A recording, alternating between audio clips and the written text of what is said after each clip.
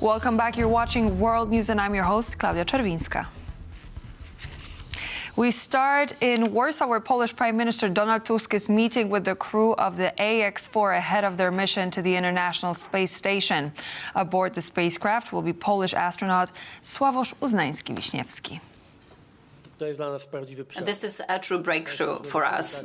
You may remember, ladies and gentlemen, a few days ago, together with the head of the European Investment Bank, we were informing about 300 million euros that are going to be invested in the Polish satellite program and space program. So we are very much engaged also in international initiatives such as this mission and the flight of the Polish astronaut, the first Polish astronaut in 21st century, and the second in general, is the crowning of the first stage.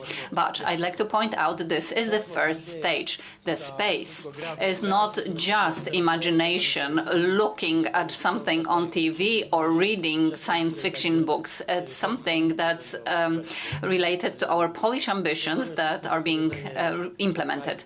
And the sky is the limit, as they say. Today, we can say the sky is not the limit, at least to you, to the crew, but for our Polish ambitions as well.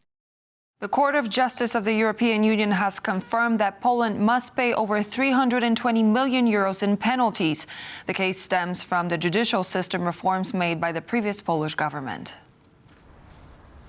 Although some changes in the judiciary have been implemented by the new government, the former cabinet failed to pay the overdue fines. The European Commission sued Poland in 2021, saying the reforms are contrary to obligations of a member state.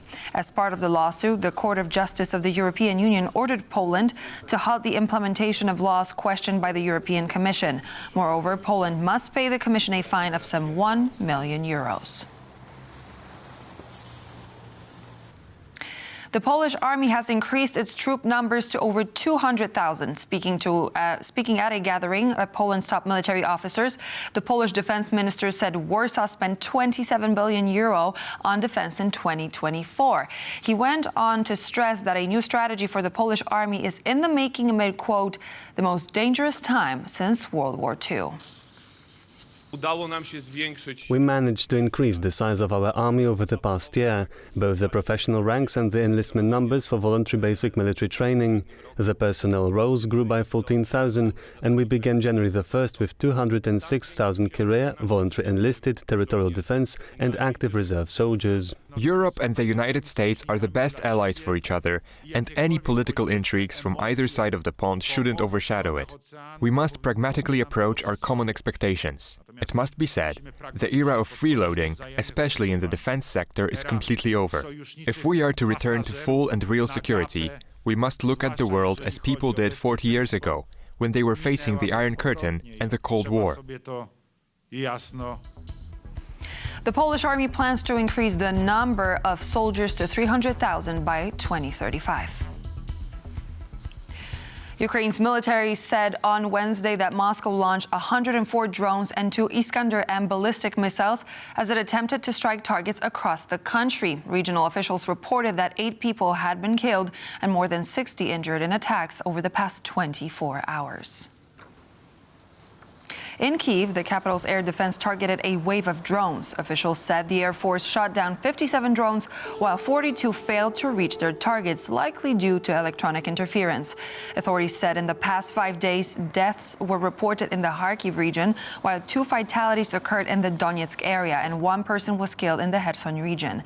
In Russia, officials in the southern Krasnodar region said on Wednesday that a Ukrainian drone strike started a blaze that engulfed an oil depot. Pictures from social media show flames and smoke billowing into the sky. The regional governor reported that 19 rescue workers battled the fire for several hours before bringing it under control. The UK's Foreign Minister David Lammy has arrived in Ukraine for a visit during which he is expected to announce a further $68 million financial aid package. Lammy is scheduled to meet President Volodymyr Zelenskyy and other government figures. The trip is the second Lammy has made to Ukraine since becoming foreign minister last year. He will discuss how the UK and international partners can continue to support Kyiv. The British Foreign Office has said the new funding will go towards developing innovative energy projects, helping businesses recover and supporting community-based services. No one from Russia's leadership is untouchable, said the EU's chief diplomat Kaja Kallas last night. The statement came following a meeting of the core group on the establishment of a special tribunal for the crime of aggression against Ukraine. According to Kallas, the body is nearly ready to operate and lawyers are drafting the final version of the required legal documents. No one from Russia, no one from Russia's leadership is untouchable. That is the message that this tribunal sends. We had in this process involved, of course, Ukraine, External Action Service, European Commission, Council of Europe, also 37 states. And there is broad international support for this initiative, and that reflects also the shared commitment to accountability, which is important that nobody is really untouchable. Accountability is also an integral part of just and lasting peace, and also the tribunals have to be set up before the war is over. Our experts are concluding work on the core legal text for the tribunal, and it is also very important to send a signal that unpunished crimes only encourage further aggression. Polish authorities finished the construction of electronic security measures on the Polish-Belarusian border, with over 500 utility poles fitted with 1,300 cameras. The contract for the additional measures was signed in late February of 2024, and the barrier will serve as an extension of the over 200-kilometer-long wall on the Polish eastern border. Costing over €20 million and stretched over some 47 kilometers, the new system consists of high-end cameras and sensors intended to alleviate the migrant crisis orchestrated by Russian and Belarusian authorities. This is the latest security measure introduced on the border between Poland and Belarus. In 2022, Warsaw decided to build a 186-kilometer-long and over 5-meter-tall steel wall, which now serves as the main component of Poland's border security in the east. The mayor of Warsaw and candidate for the Polish presidency, Rafał Trzaskowski, has said that Poland could have a bigger say in matters of refugee inflows. He also added that if Ukrainians fleeing the war were taken into account, the EU would have to transfer billions of euros to Warsaw, given how many were taken in by Poland. Similar statements have been made by Donald Tusk in Brussels following an informal heads of state meeting. The comment came after the EU Commissioner for Internal Affairs and Migration said that Poland is obliged to fully respect the Pact on Migration and Asylum. Authorities in Warsaw, however, are against the deal, which includes the relocation of migrants from other EU member states. According to Polish politicians, Warsaw cannot be pressured by anybody in the EU, and there will be no permission from the country to implement any migrant relocation mechanisms. Now for some surprising and shocking words from U.S. President Donald Trump. During his meeting with Israeli Prime Minister Benjamin Netanyahu, Trump floated the idea of the United States taking over the Gaza Strip. He went on to say the American military could take care of the unexploded ordnance and handle cleanup operations. The U.S. will take over the Gaza Strip, and we will do a job with it, too.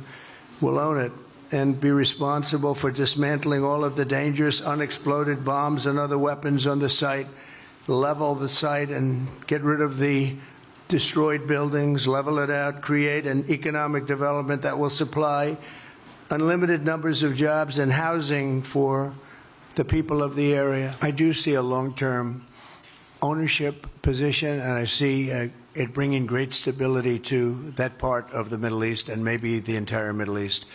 And everybody I've spoken to, this was not a decision made lightly. Everybody I've spoken to loves the idea of the United States owning that piece of land, developing and creating thousands of jobs with something that will be magnificent.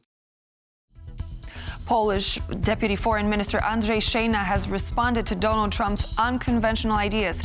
According to the official, Poland supports a two-state solution and that decisions about Palestine can't be made without Palestinians themselves. The Polish Foreign Ministry has extended its condolences to the families of the victims of the shooting in Sweden, which left 11 people dead. The tragedy has been previously described by Swedish authorities as the worst mass shooting in the country's history. We are deeply saddened by the tragic events in Örebro, Sweden. Our thoughts and prayers are with the families of the victims and the entire Swedish nation. So far, police said the perpetrator was not known to law enforcement before the shooting and was not connected to any gangs. Swedish officials did not publish any information about the nationality of the shooter or his motives. French Prime Minister François Bayrou looks likely to survive a no-confidence vote scheduled for Wednesday afternoon. Bayrou pushed the 2025 budget bill through Parliament without a vote on Monday, making several key concessions to his rivals. On Tuesday, the leader of the far-right National Rally, Jordan Bardella, suggested his party would likely not back no-confidence motions against the Prime Minister. Bardella said the French people would suffer most from more uncertainty over the budget. Earlier, the center-left Socialist Party also decided against supporting the upcoming no-confidence vote. In December, a similar action by his predecessor, Michel Barnier, led to a no-confidence vote that brought down the government. And with that news coming from France, we end our service, but please do stay tuned. We're back in just a moment with more news and features.